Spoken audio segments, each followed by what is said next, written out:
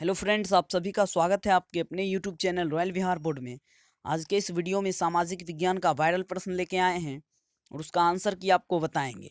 और आपका जो 17 फरवरी को बोर्ड एग्जाम होने वाला है उसमें बिल्कुल इस वीडियो से 20 प्रश्न रहेंगे, समझ गए। तो प्लीज़ आप लोग एक भी प्रश्न स्किप मत कीजिएगा और वीडियो को शुरू से लेकर अंत तक देखिएगा, समझ गए। चैनल को अभी तक सब्सक्राइब नहीं किए हैं तो चैनल को सब्सक्राइब कर लीजिए। साथ में एक बेल आइकन आता है तो बेल आइकन को ऑल पे दबा लीजिएगा ताकि जब भी क्लास स्टार्ट हो तो आपके पास नोटिफिकेशन पहुंचता रहे। और ये क्लास डेली सुबह 7 बजे और शाम 7 बजे स्टार्ट हो जाता है, तो आप लोग रोज़ 7 बजे हमसे जुड़कर अपना क्लास कर सकते हैं, समझ गए। तो आइए शुरू करते हैं पहले नंबर प्रश्न से। देखिए पहला नंबर प्रश्न क्या कह रहा है। पहला नंबर प्रश्न है कि कान्हा राष्ट्रीय उद्यान कहाँ स्थित है। ऑप्शन नंबर ए है कर्नाटक में, ऑप्शन नंबर बी है केरल में, ऑप्शन नंबर सी है मध्य प्रदेश में और ऑप्शन नंबर डी है उत्तर प्रदेश में। तो यहाँ पे आपको बताना है कि कान्हा राष्ट्रीय उद्यान कहाँ स्थित है। तो कान्हा राष्ट्रीय उद्यान मध्य प्रदेश में स्थित है। इसका right answer option number C हो जाएगा। चलते हैं अगले प्रश्न की ओर।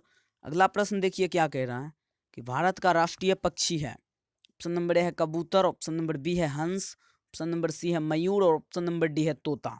तो भारत का राष्ट्रीय पक्षी क्या है, तो मयूर है, समझ गए। चलते हैं अगले प्रश्न की ओर। अगला प्रश्न देखिए क्या कह रहा है। अगला प्रश्न देखिए कि निम्न में से किसका प्रयोग ताप शक्ति संयंत्रों में ताप विद्युत का उत्पादन करने के लिए किया जाता है। ऑप्शन नंबर ए है कोयला, ऑप्शन नंबर बी है पेट्रोलियम, ऑप्शन नंबर सी है प्राकृतिक गैस और ऑप्शन नंबर डी है इनमें से सभी। तो किसका प्रयोग किया जाता है विद्युत उत्पादन करने में, तो कोयला का प्रयोग किया जाता है। इसका राइट आंसर ऑप्शन नंबर ए हो जाएगा। चलते हैं अगले प्रश्न की ओर। अगला प्रश्न देखिए क्या कह रहा है कि दक्षिण भारत की नदी घाटी परियोजना है। ऑप्शन नंबर ए है तुंगभद्रा परियोजना, ऑप्शन नंबर बी है हीराकुंड परियोजना, ऑप्शन नंबर सी है कोसी परियोजना और ऑप्शन नंबर डी है रेहंद परियोजना। तो दक्षिण भारत की नदी घाटी परियोजना है तुंगभद्रा परियोजना है, समझ गए। चलते हैं अगले प्रश्न की ओर। अगला प्रश्न देखिए क्या कह रहा है कि बिहार में ताप विद्युत केंद्र कहाँ है। ऑप्शन नंबर ए है गया, ऑप्शन नंबर बी है बरौनी, ऑप्शन नंबर सी है समस्तीपुर और ऑप्शन नंबर डी है कटिहार। तो यहाँ पे आपको बताना है कि बिहार में ताप विद्युत केंद्र कहाँ है, तो बरौनी में है, समझ गए। इसका right answer option number B हो जाएगा। चलते हैं अगले प्रश्न की ओर। अगला प्रश्न देखिए क्या कह रहा है कि जूट उत्पादन में कौन सा देश विश्व में अग्रणी है। अग्रणी का मतलब आगे है। तो यहाँ पे आपको बताना है कि जूट के उत्पादन में कौन सा देश सबसे आगे है। ऑप्शन नंबर ए है बांग्लादेश, ऑप्शन नंबर बी है चीन, ऑप्शन नंबर सी है भारत और ऑप्शन नंबर डी है श्रीलंका। तो कौन सा देश सबसे आगे है, तो इसका right answer option number C हो जाएगा, भारत, समझ गए। भारत जूट उत्पादन में सबसे आगे है। इसका right answer option number C हो जाएगा। चलते हैं अगले प्रश्न की ओर। अगला प्रश्न देखिए क्या कह रहा है कि अंगोरा ऊन का स्रोत क्या है। ऑप्शन नंबर ए है भेड़, ऑप्शन नंबर बी है बकरी, ऑप्शन नंबर सी है खरगोश और ऑप्शन नंबर डी है इनमें से कोई नहीं। तो अंगोरा ऊन का स्रोत क्या है, तो खरगोश है। इसका right answer option number C हो जाएगा। चलते हैं अगले प्रश्न की ओर। अगला प्रश्न देखिए क्या कह रहा है कि नागार्जुन सागर परियोजना किस नदी पर बनी है। ऑप्शन नंबर ए है सतलज, ऑप्शन नंबर बी है कृष्णा, ऑप्शन नंबर सी है नर्मदा और ऑप्शन नंबर डी है रेहंद। तो नागार्जुन सागर परियोजना किस नदी पर बनी है, तो कृष्णा नदी पर बनी है। इसका right answer option number B हो जाएगा, समझ गए। चलते हैं अगले प्रश्न की ओर। अगला प्रश्न देखिए क्या कह रहा है कि हीराकुंड बांध बना है। ऑप्शन नंबर ए है महानदी पर, ऑप्शन नंबर बी है गंगा पर, ऑप्शन नंबर सी है कृष्णा पर, ऑप्शन नंबर डी है कोसी पर। तो हीराकुंड बांध कहाँ बना है, तो महानदी पर बना है, समझ गए। चलते हैं अगले प्रश्न की ओर। अगला प्रश्न देखिए क्या कह रहा है कि बिहार में रेल वर्कशॉप कहाँ स्थित है। ऑप्शन नंबर ए है जमालपुर, ऑप्शन नंबर बी है भागलपुर, ऑप्शन नंबर सी है मुंगेर और ऑप्शन नंबर डी है पटना। तो यहाँ पे आपको बताना है कि बिहार में रेल वर्कशॉप कहाँ स्थित है, तो जमालपुर में स्थित है, समझ गए। इसका राइट आंसर ऑप्शन नंबर ए हो जाएगा। चलते हैं अगले प्रश्न की ओर। अगला प्रश्न देखिए क्या कह रहा है कि कांटी तापीय विद्युत परियोजना किस जिला में स्थित है। ऑप्शन नंबर ए है पूर्णिया, ऑप्शन नंबर बी है सिवान, ऑप्शन नंबर सी है मुजफ्फरपुर और ऑप्शन नंबर डी है पूर्वी चंपारण। तो कांटी तापीय विद्युत परियोजना किस जिला में स्थित है, तो मुजफ्फरपुर में स्थित है, समझ गए। इसका right answer option number C हो जाएगा। चलते हैं अगले प्रश्न की ओर। देखिए अगला प्रश्न क्या कह रहा है, निम्न में से कौन प्राकृतिक आपदा है। ऑप्शन नंबर ए है आग लगना, ऑप्शन नंबर बी है बम विस्फोट, ऑप्शन नंबर सी है भूकंप और ऑप्शन नंबर डी है रासायनिक दुर्घटनाएं। तो प्राकृतिक आपदा क्या है, तो भूकंप है। इसका right answer option number C हो जाएगा, समझ गए। और जितने भी आपके दोस्त हैं जो इस बार बोर्ड एग्जाम की तैयारी कर रहे हैं, और इस बार बोर्ड एग्ज़ाम देंगे, समझ गए। तो उस तक आप लोग इस वीडियो को शेयर कर दीजिएगा, समझ गए। और अभी तक वीडियो को लाइक नहीं किए हैं तो वीडियो को लाइक कर दीजिए, समझ गए। चूँकि इस सेशन से लगभग 20 प्रश्न आपके बोर्ड एग्ज़ाम में रहेंगे, समझ गए। चलते हैं अगले प्रश्न की ओर। अगला प्रश्न देखिए क्या कह रहा है कि संचार का सबसे लोकप्रिय साधन क्या है। ऑप्शन नंबर ए है टेलीफोन, ऑप्शन नंबर बी है मोबाइल, ऑप्शन नंबर सी है वॉकी टॉकी और ऑप्शन नंबर डी है रेडियो। तो संचार का सबसे लोकप्रिय साधन क्या है, तो मोबाइल है। इसका right answer option number B हो जाएगा। चलते हैं अगले प्रश्न की ओर। अगला प्रश्न देखिए क्या कह रहा है कि कोसी में बाढ़ आने का कारण क्या है। ऑप्शन नंबर ए है अधिक वर्षा, ऑप्शन नंबर बी है हिमालय की बर्फ का पिघलना, ऑप्शन नंबर सी है नदी में गाद जमना, ऑप्शन नंबर डी है इनमें से सभी। तो कोसी में बाढ़ आने का कारण क्या है, तो इसका right answer option number D हो जाएगा, इनमें से सभी, समझ गए। चलते हैं अगले प्रश्न की ओर। अगला प्रश्न देख लीजिए क्या कह रहा है कि महासागर की तली में होने वाले कंपन का परिणाम है। ऑप्शन नंबर ए है हिमस्खलन, ऑप्शन नंबर बी है चक्रवात, ऑप्शन नंबर सी है सुनामी और ऑप्शन नंबर डी है इनमें से कोई नहीं। तो महासागर की तली में होने वाले कंपन का परिणाम क्या है, तो चक्रवात है। इसका right answer option number B हो जाएगा। चलते हैं अगले प्रश्न की ओर। अगला प्रश्न क्या कह रहा है कि किस नदी को बिहार का शोक कहा जाता है। ऑप्शन नंबर ए है सोन नदी, ऑप्शन नंबर बी है कोसी नदी, ऑप्शन नंबर सी है पुनपुन नदी और ऑप्शन नंबर डी है गंगा नदी। तो बिहार का शोक कोसी नदी को कहा जाता है। इसका right answer option number B हो जाएगा। चलते हैं अगले प्रश्न की ओर। अगला प्रश्न देख लीजिए क्या कह रहा है कि असहयोग आंदोलन कब शुरू हुआ। ऑप्शन नंबर ए है 1919, ऑप्शन नंबर बी है 1920, ऑप्शन नंबर सी है 1930 और ऑप्शन नंबर डी है 1942। तो असहयोग आंदोलन कब शुरू हुआ था, तो 1920 ईस्वी में शुरू हुआ था, समझ गए। इसका right answer option number B हो जाएगा। चलते हैं अगले प्रश्न की ओर। अगला प्रश्न देख लीजिए क्या कह रहा है कि किस देश ने न्यू डील नीति लागू की। ऑप्शन नंबर ए है ब्रिटेन, ऑप्शन नंबर बी है अमेरिका, ऑप्शन नंबर सी है भारत और ऑप्शन नंबर डी है जर्मनी। तो किस देश ने न्यू डील नीति लागू की, तो अमेरिका ने, समझ गए। चलते हैं अगले प्रश्न की ओर।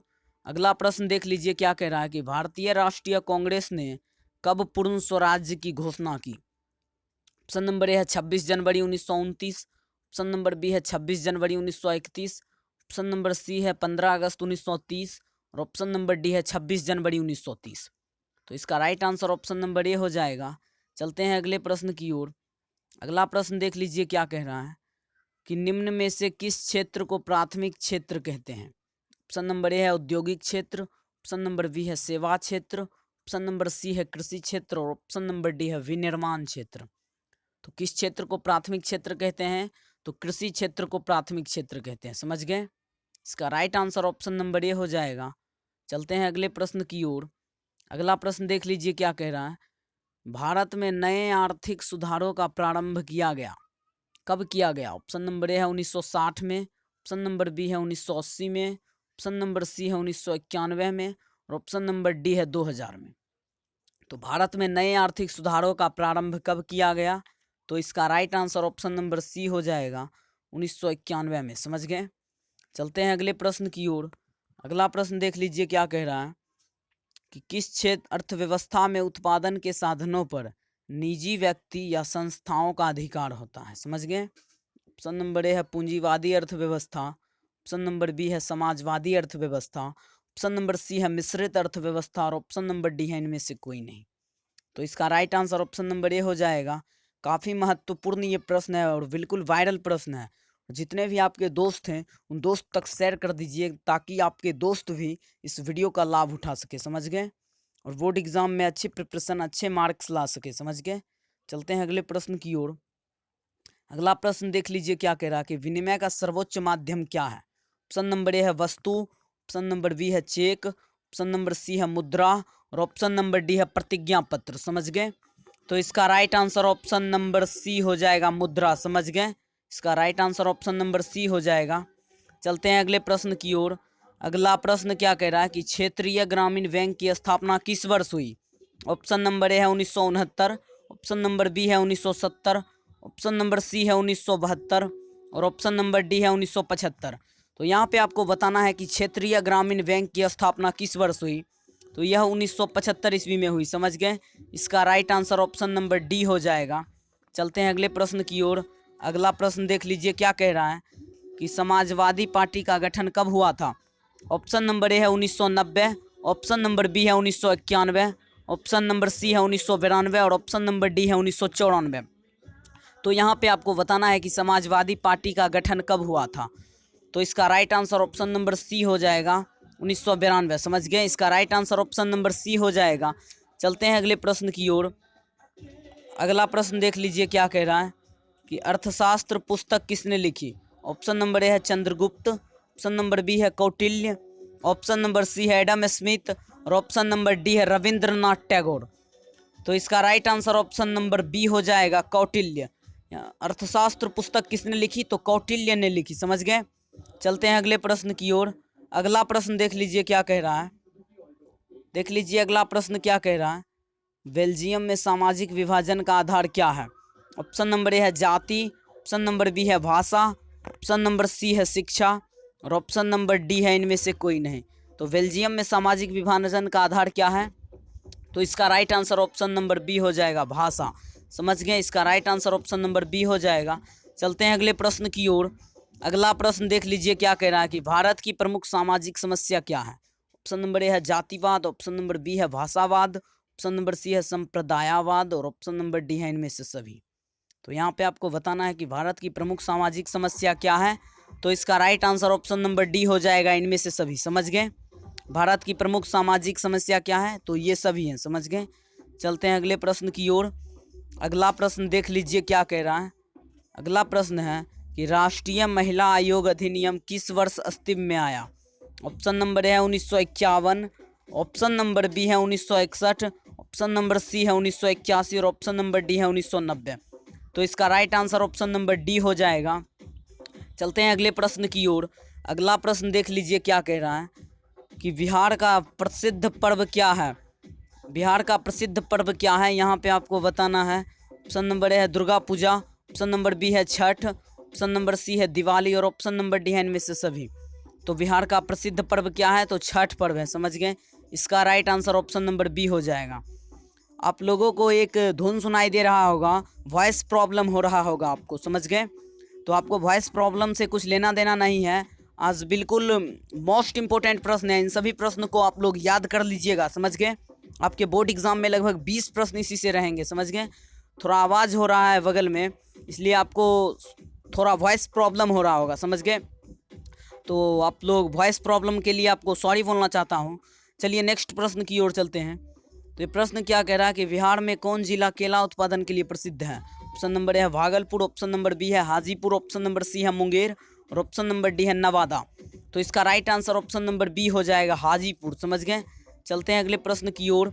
अगला प्रश्न देख लीजिए क्या कह रहा है कि निम्न में से कौन नदी बिहार से होकर नहीं बहती। ऑप्शन नंबर ए है गंगा नदी, ऑप्शन नंबर बी है कोसी नदी, ऑप्शन नंबर सी है गोमती नदी और ऑप्शन नंबर डी है गंडक नदी।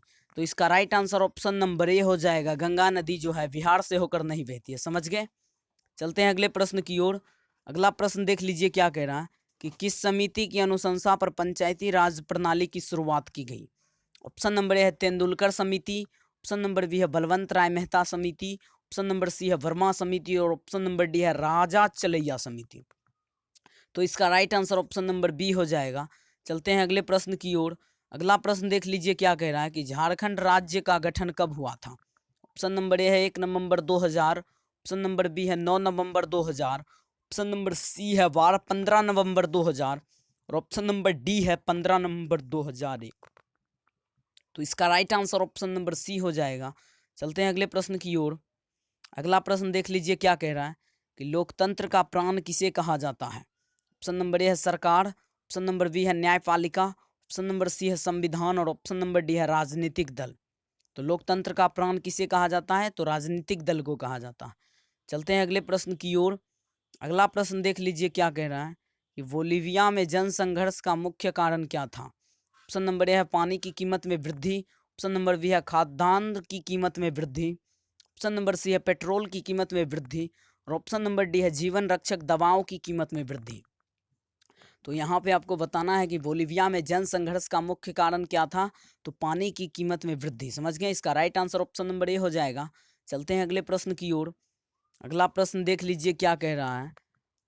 अगला प्रश्न क्या कह रहा है कि दल बदल कानून निम्नलिखित में से किस पर लागू होता है। ऑप्शन नंबर ए है सांसदों एवं विधायकों पर, ऑप्शन नंबर बी है राष्ट्रपति पर, ऑप्शन नंबर सी है उपराष्ट्रपति पर और ऑप्शन नंबर डी है इनमें से सभी पर। तो दल बदल कानून किस पर लागू होता है यहाँ पे आपको बताना है। तो इसका राइट आंसर ऑप्शन नंबर ए हो जाएगा, सांसद एवं विधायक पर। समझ गए, दल बदल कानून लागू होता है। चलते हैं अगले प्रश्न की ओर। अगला प्रश्न देख लीजिए क्या कह रहा है कि लोकतंत्र जनता का जनता के द्वारा तथा जनता के लिए शासन है, यह कथन किसका है। ऑप्शन नंबर ए है अरस्तु, ऑप्शन नंबर बी है Abraham Lincoln, option number C है रूसो, ऑप्शन नंबर डी है मार्टिन लूथर। तो इसका right answer option number B हो जाएगा। चलते हैं अगले प्रश्न की ओर। अगला प्रश्न देख लीजिए क्या कह रहा है कि पंचायती राज व्यवस्था का निम्नतम स्तर क्या है। ऑप्शन नंबर ए है जिला परिषद, ऑप्शन नंबर बी है पंचायत समिति, ऑप्शन नंबर सी है ग्राम पंचायत और ऑप्शन नंबर डी है इनमें से कोई नहीं। समझ गए, तो इसका right answer option number C हो जाएगा, ग्राम पंचायत। समझ गए। चलते हैं अगले प्रश्न की ओर। अगला प्रश्न देख लीजिए क्या कह रहा है कि नगर पालिका किस अनुसूची से संबंधित है। ऑप्शन नंबर ए है 10वीं अनुसूची, ऑप्शन नंबर बी है 11वीं अनुसूची, ऑप्शन नंबर सी है 12वीं अनुसूची और ऑप्शन नंबर डी है 9वीं अनुसूची। तो इसका right answer option number C हो जाएगा, 12वीं अनुसूची। चलते हैं अगले प्रश्न की ओर। अगला प्रश्न देख लीजिए क्या कह रहा है कि एल्युमिनियम उद्योग में किस खनिज का उपयोग होता है। ऑप्शन नंबर ए है मैग्नीज, ऑप्शन नंबर बी है टीन, ऑप्शन नंबर सी है लोहा और ऑप्शन नंबर डी है बॉक्साइट। तो एल्युमिनियम उद्योग में किस खनिज का उपयोग होता है, तो बॉक्साइट का उपयोग होता है। समझ गए। चलते हैं अगले प्रश्न की ओर। अगला प्रश्न देख लीजिए क्या कह रहा है कि भारत में किस राज्य में खनिज तेल का सर्वाधिक भंडार है। ऑप्शन नंबर ए है असम, ऑप्शन नंबर बी है राजस्थान, ऑप्शन नंबर सी है बिहार, ऑप्शन नंबर डी है तमिलनाडु। तो इसका राइट आंसर ऑप्शन नंबर ए हो जाएगा। चलते हैं अगले प्रश्न की ओर। अगला प्रश्न देख लीजिए क्या कह रहा है कि कौन सा ऊर्जा स्रोत अनवीकरणीय है। ऑप्शन नंबर ए है जल, ऑप्शन नंबर बी है सौर ऊर्जा, ऑप्शन नंबर सी है कोयला और ऑप्शन नंबर डी है पवन ऊर्जा। तो इसका right answer option number C हो जाएगा। चलते हैं अगले प्रश्न की ओर। अगला प्रश्न देख लीजिए क्या कह रहा है, इंदौर पत्तन स्थित है। ऑप्शन नंबर ए है गुजरात में, ऑप्शन नंबर बी है गोवा में, ऑप्शन नंबर सी है तमिलनाडु में और ऑप्शन नंबर डी है कर्नाटक में। तो इंदौर पत्तन कहाँ स्थित है, तो तमिलनाडु में स्थित है। समझ गए। चलते हैं अगले प्रश्न की ओर। अगला प्रश्न देख लीजिए क्या कह रहा है, किस नगर को भारत की सिलिकॉन वैली के नाम से जाना जाता है। ऑप्शन नंबर ए है बेंगलुरु, ऑप्शन नंबर बी है हैदराबाद, ऑप्शन नंबर सी है कोलकाता और ऑप्शन नंबर डी है मुंबई। तो यहाँ पे आपको बताना है कि भारत की सिलिकॉन वैली के नाम से कौन जाना जाता है, तो बेंगलुरु जाना जाता है। समझ गए। इसका राइट आंसर ऑप्शन नंबर ए हो जाएगा। चलते हैं अगले प्रश्न की ओर। अगला प्रश्न देख लीजिए क्या कह रहा है कि पेरियार राष्ट्रीय उद्यान कहाँ स्थित है। ऑप्शन नंबर ए है कर्नाटक, ऑप्शन नंबर बी है तमिलनाडु, ऑप्शन नंबर सी है पश्चिम बंगाल और ऑप्शन नंबर डी है केरल। तो यहाँ पे आपको बताना है कि पेरियार राष्ट्रीय उद्यान कहाँ स्थित है। तो इसका right answer option number D हो जाएगा, केरल में स्थित है। समझ गए। चलते हैं अगले प्रश्न की ओर।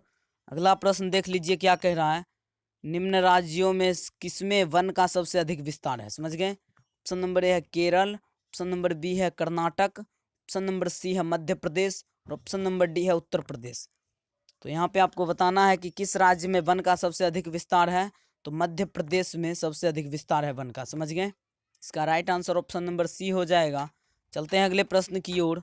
अगला प्रश्न देख लीजिए क्या कह रहा है कि टेक्सोल का उपयोग होता है। ऑप्शन नंबर ए है मलेरिया में, ऑप्शन नंबर बी है एड्स में, ऑप्शन नंबर सी है कैंसर में और ऑप्शन नंबर डी है टीबी में। समझ गए।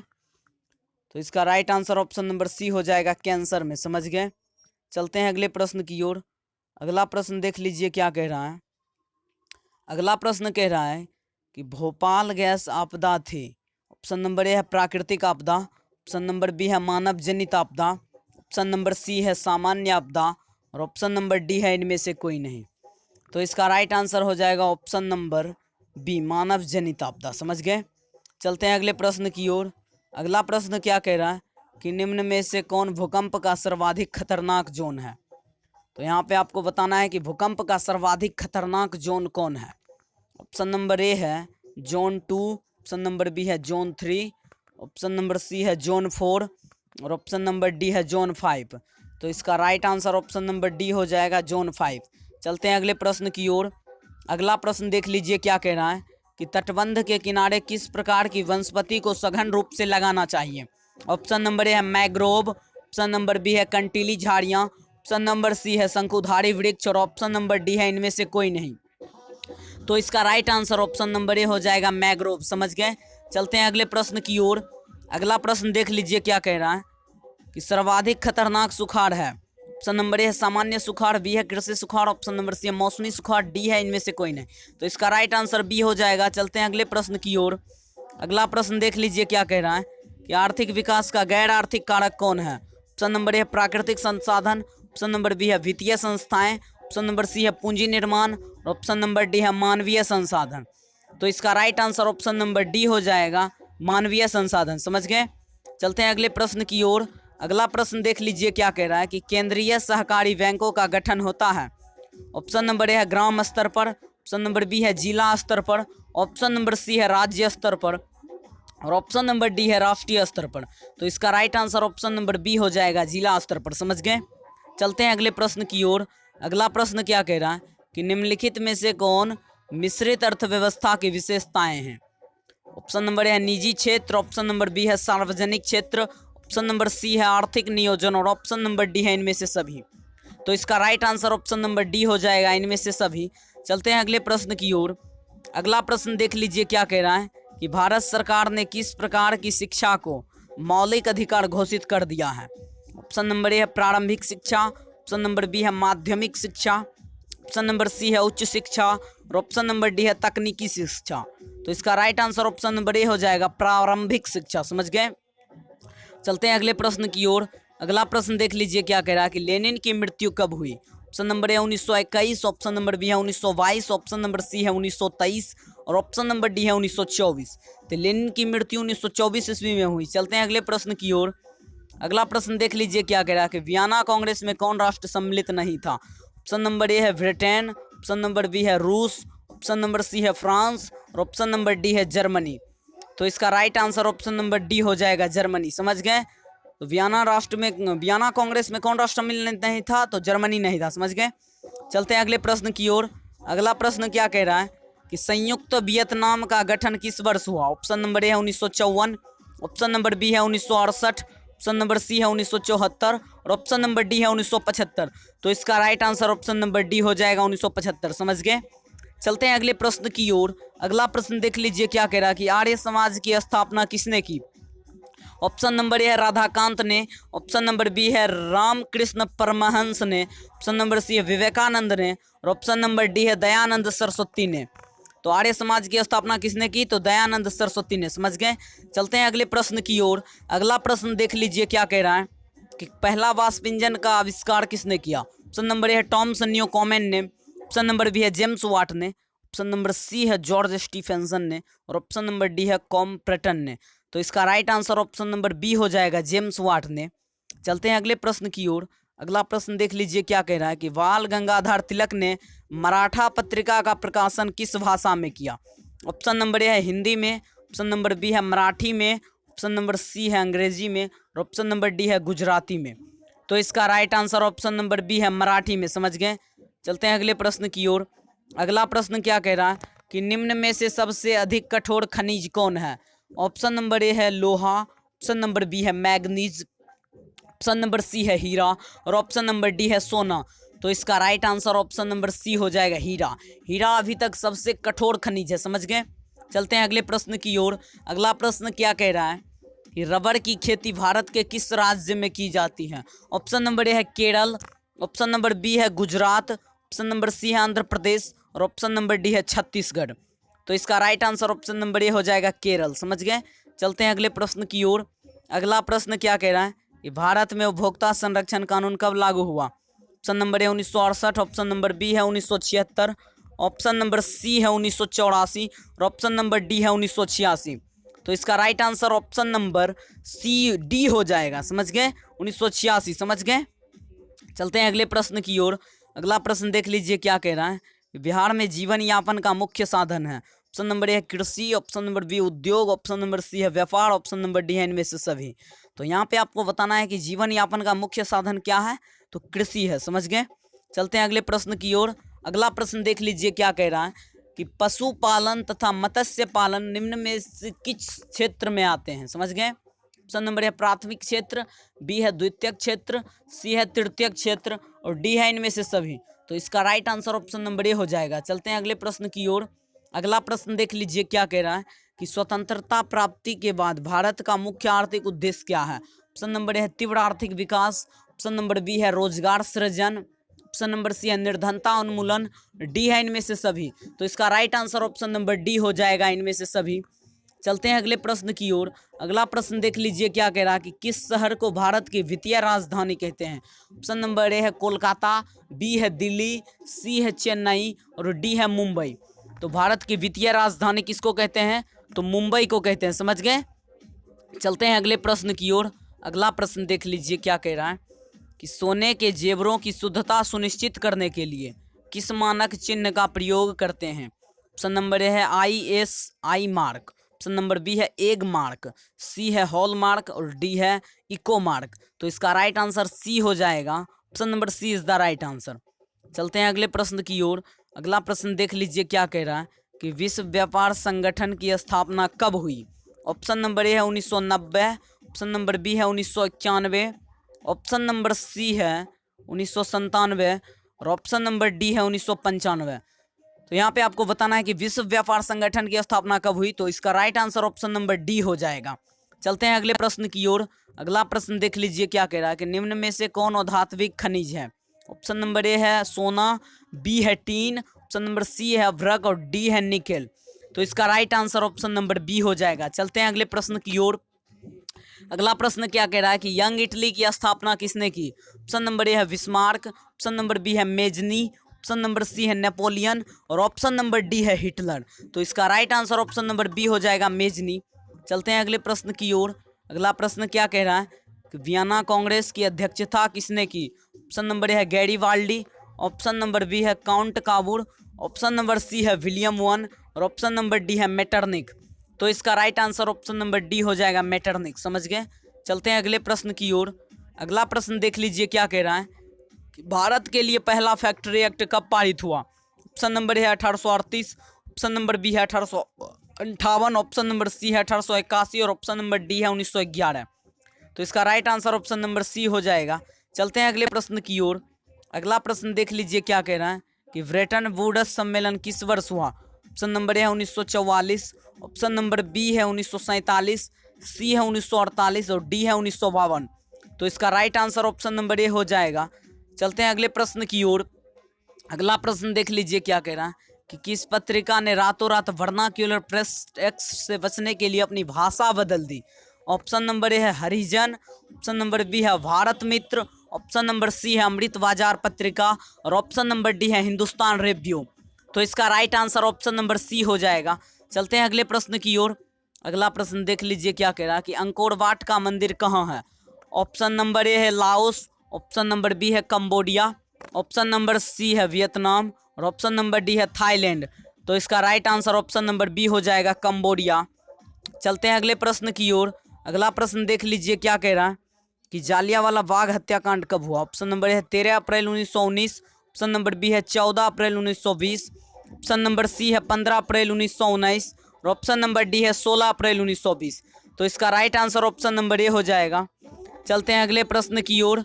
अगला प्रश्न क्या कह रहा है कि हिंद स्वराज पुस्तक किसने लिखी। ऑप्शन नंबर ए है सरदार वल्लभ भाई पटेल, ऑप्शन नंबर बी है Subhash Chandra Bose, option number C है महात्मा गांधी और ऑप्शन नंबर डी है पंडित जवाहरलाल नेहरू। तो इसका right answer option number C हो जाएगा। हिंद स्वराज पुस्तक के लेखक कौन थे, किसने लिखा। तो इसका right answer option number C हो जाएगा, महात्मा गांधी, समझ गए। सो आज का टोटल प्रश्न हमारा क्लियर हो गया है। यदि आप लोगों को यह वीडियो अच्छा लगा तो वीडियो को लाइक कर दीजिएगा और अपने दोस्तों में ज़्यादा से ज़्यादा शेयर कर दीजिएगा ताकि आपके दोस्त भी इस वीडियो का लाभ उठा सके, समझ गए। और चैनल को सब्सक्राइब नहीं किए हैं तो सब्सक्राइब कर लीजिए, समझ गए। सो आज के लिए इतना ही था। चलिए मिलते हैं नेक्स्ट वीडियो में, तब तक के लिए धन्यवाद।